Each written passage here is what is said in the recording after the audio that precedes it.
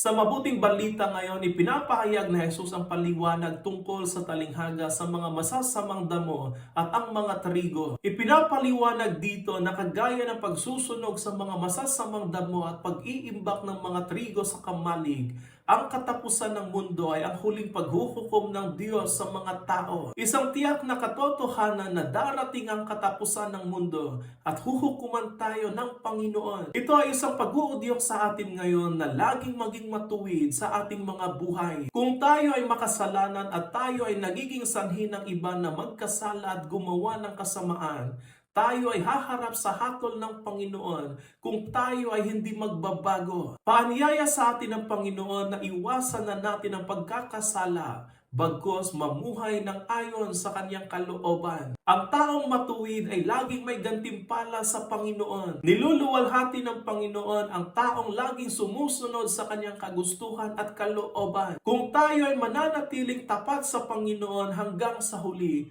tayo ay may kagalakan at buhay na walang hanggan na makakamtan. Tandaan natin, ligtas tayo kung matuwid tayo sa mata ng Diyos. Ngunit mapapahamak tayo kung ayaw nating magbago at puro kasamaan pa rin ang ating gusto.